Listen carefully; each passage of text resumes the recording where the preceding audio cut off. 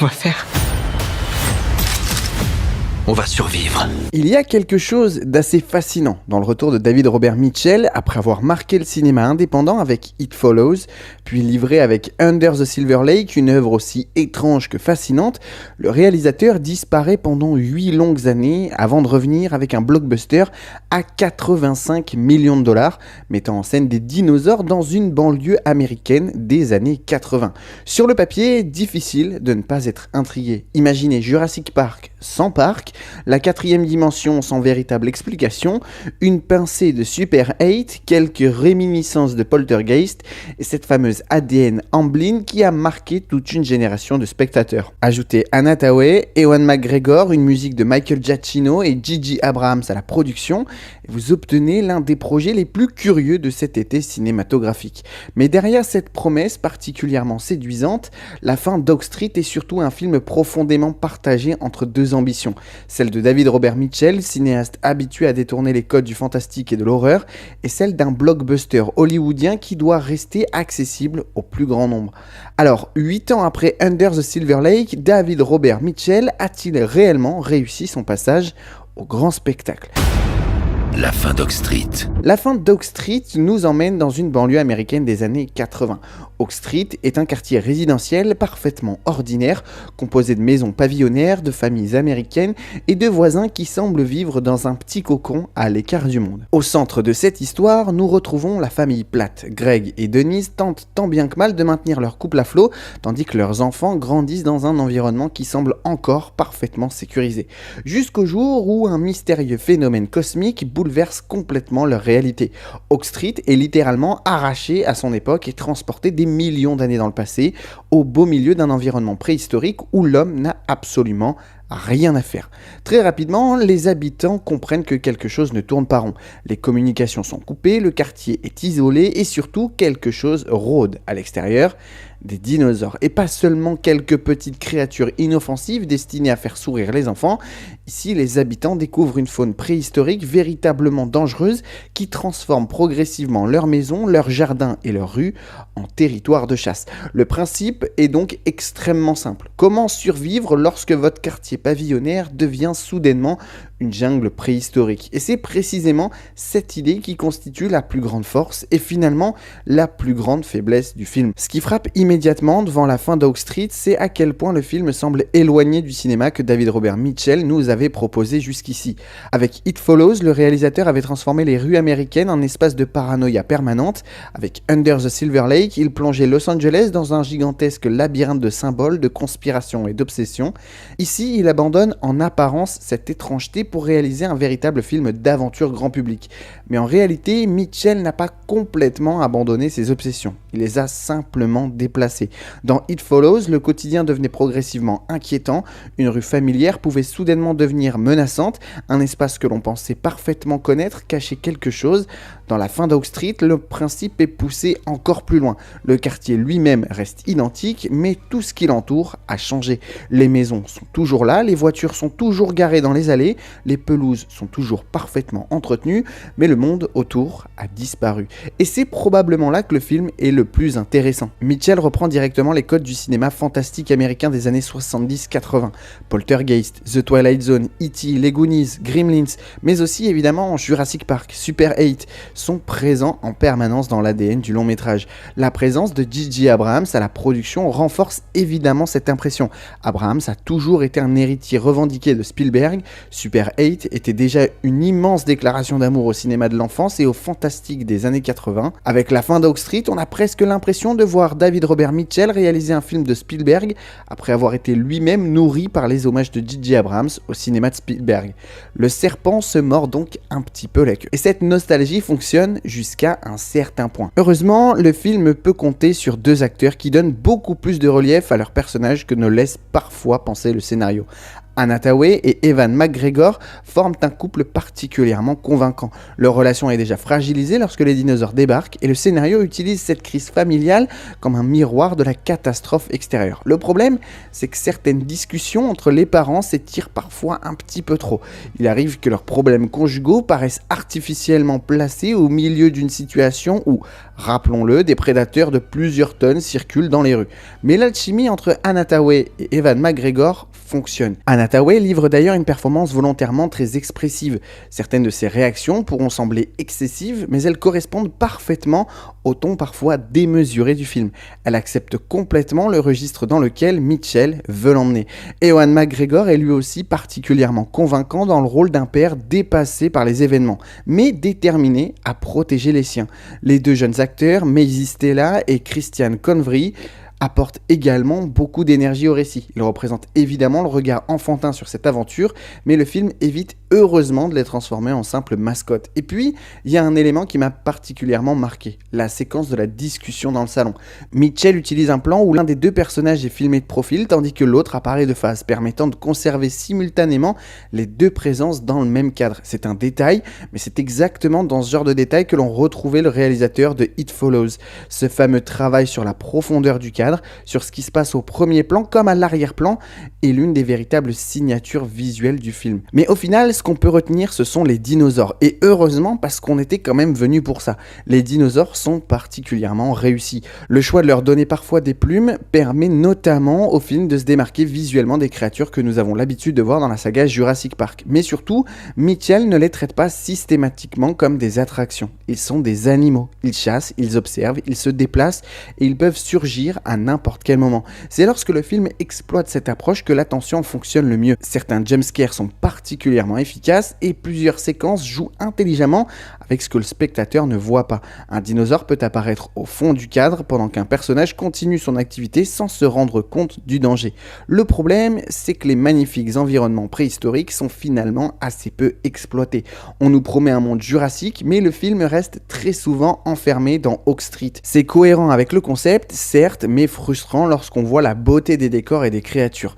On aurait parfois aimé que Mitchell quitte davantage la banlieue pour nous faire ressentir l'immensité du monde dans lequel les personnages ont été projetés.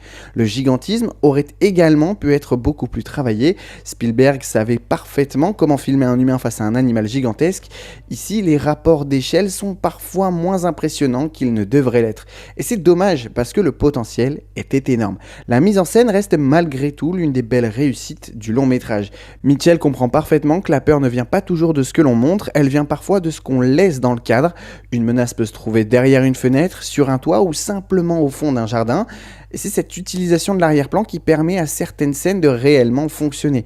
La photographie et les décors sont également magnifiques. Il y a quelque chose de presque artificiellement rassurant dans cette banlieue américaine, avec ses maisons identiques, ses jardins parfaitement entretenus et ses intérieurs chaleureux. Puis, les dinosaures viennent détruire cette illusion. La nature reprend ses droits.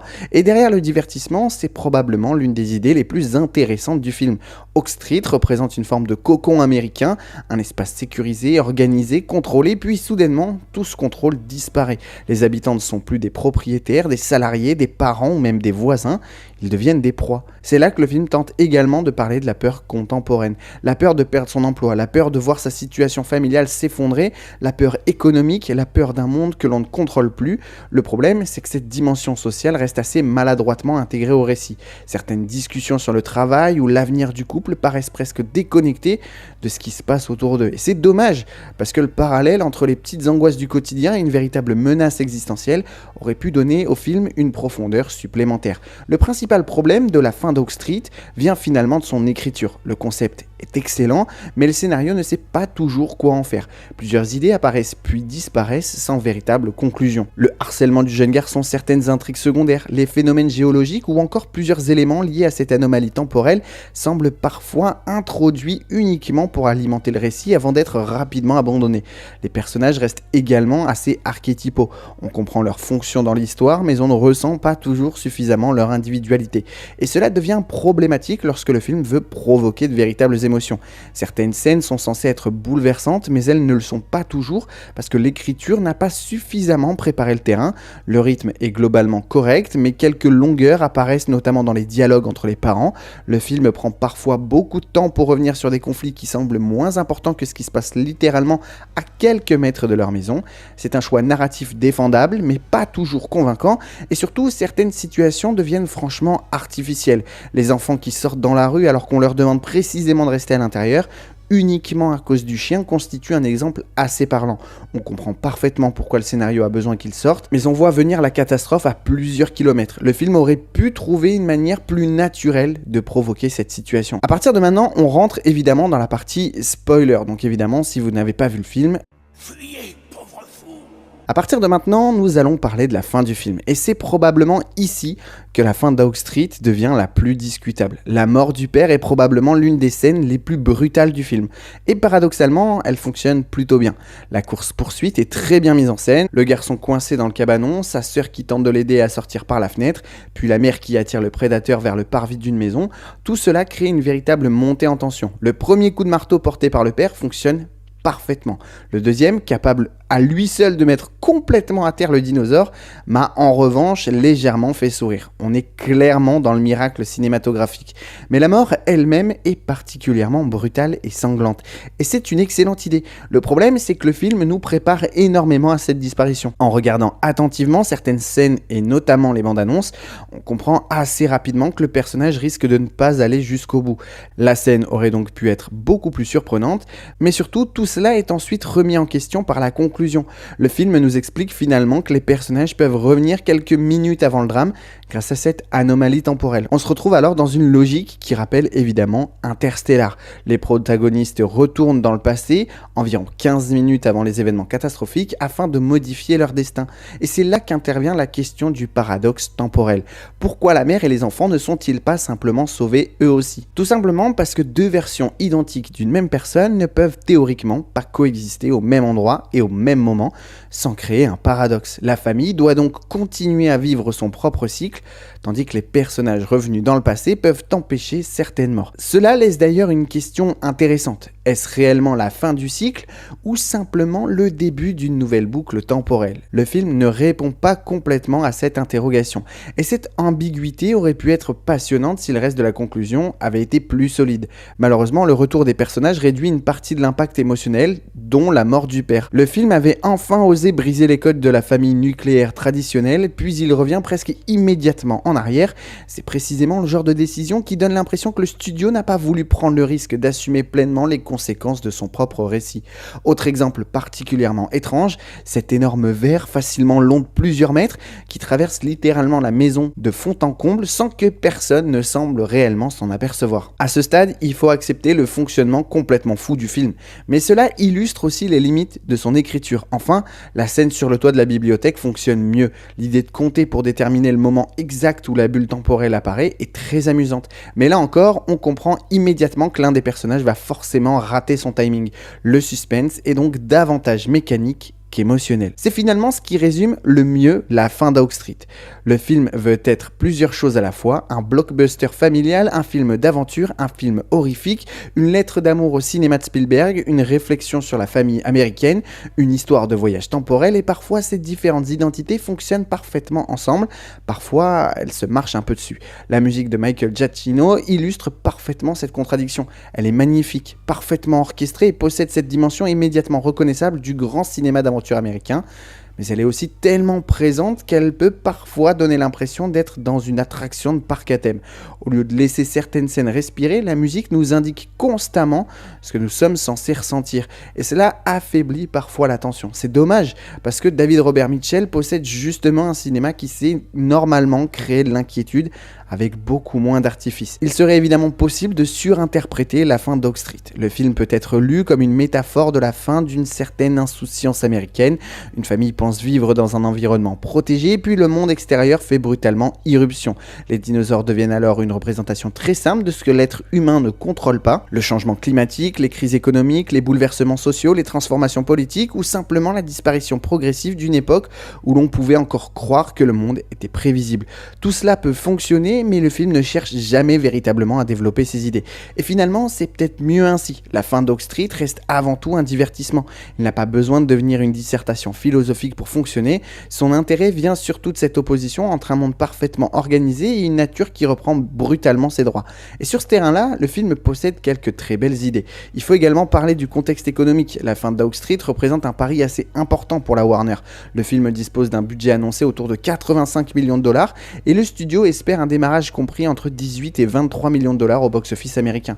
Pour un blockbuster original qui ne repose sur aucune franchise existante, le pari est évidemment risqué. D'autant plus que le film arrive dans un marché dominé par les suites, les adaptations et les grandes marques déjà installées. Et c'est peut-être précisément pour ça que la fin d'Oak Street mérite un minimum de considération. Oui, le film est imparfait, oui, son scénario manque parfois de finesse, oui, sa conclusion est discutable, mais c'est aussi un blockbuster original porté par un réalisateur qui tente de proposer quelque chose qui n'existe pas sous la forme d'une franchise. Et rien que pour ça, le film mérite d'être encouragé. Alors, faut-il aller voir la fin d'Oak Street au cinéma ou peut-on attendre sa sortie à domicile ? Personnellement, je recommande la salle, pas parce que le film est une claque absolue, c'est clairement pas le cas, mais parce que son concept fonctionne mieux lorsqu'on se retrouve plongé au milieu de cette banlieue devenue un territoire hostile. Les dinosaures sont réussis, les décors sont magnifiques, la mise en scène possède suffisamment d'idées pour justifier l'expérience sur grand écran, et certaines séquences d'action gagnent clairement en efficacité avec une véritable immersion sonore et visuelle. En revanche, si vous attendez un nouveau Jurassic Park, clairement vous risquez d'être déçu. Si vous recherchez le vertige scientifique, la fascination pour les dinosaures ou la puissance mythologique des créatures de Spielberg, le film n'est clairement pas au même niveau. Mais si vous acceptez de voir la fin d'Oak Street comme une aventure horrifique, volontairement référencée, parfois drôle, parfois violente et surtout conçue comme un grand divertissement estival, alors l'expérience devient beaucoup plus agréable. Et c'est précisément là que se trouve mon avis. La fin d'Oak Street est un film bancal, mais c'est aussi un film attachant. David Robert Mitchell ne retrouve pas complètement la singularité de It Follows ou de Under the Silver Lake. On sent parfois les contraintes du blockbuster hollywoodien et certaines décisions scénaristiques donnent clairement l'impression que le film aurait pu être beaucoup plus audacieux. Pourtant, lorsqu'il filme ses dinosaures, lorsqu'il utilise la profondeur du cadre, lorsqu'il construit certaines séquences de tension ou lorsqu'il laisse apparaître son goût pour l'horreur et l'humour noir, on retrouve par instant le cinéaste que l'on attendait. Et c'est peut-être ça, finalement, qui rend le film frustrant. On entrevoit régulièrement le grand film qu'il aurait pu devenir, un film capable de réunir l'imaginaire d'Amblin, la brutalité de l'horreur et la singularité de David Robert Mitchell. À la place, on obtient une œuvre sympathique, généreuse, parfois franchement réussie, mais qui reste prisonnière de ses propres contradictions. La mort du père aurait pu bouleverser complètement le récit. La fin aurait pu être beaucoup plus sombre. Les décors préhistoriques auraient pu être davantage exploités, les personnages auraient mérité une écriture plus profonde, et certaines idées auraient mérité d'être développées plutôt qu'abandonnées, mais malgré tout, je ne regrette pas d'avoir découvert ce film en salle, parce qu'il reste quelque chose de profondément réjouissant dans le simple fait de voir une banlieue américaine envahie par des dinosaures. Et parfois, le cinéma peut aussi se résumer à ça. Une idée folle, un grand écran, quelques frissons et le plaisir de voir quelque chose qu'on n'avait encore jamais vu. Et pour toutes ces raisons, la fin d'Oak Street obtient ma note de 6 sur 10.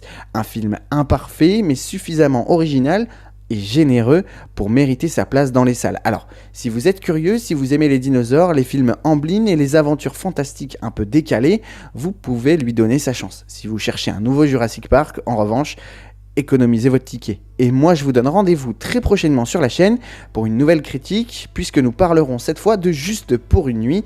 D'ici là, prenez soin de vous, profitez du ciné et de l'été, et surtout, n'oubliez jamais, le cinéma, c'est avant tout une histoire de passion.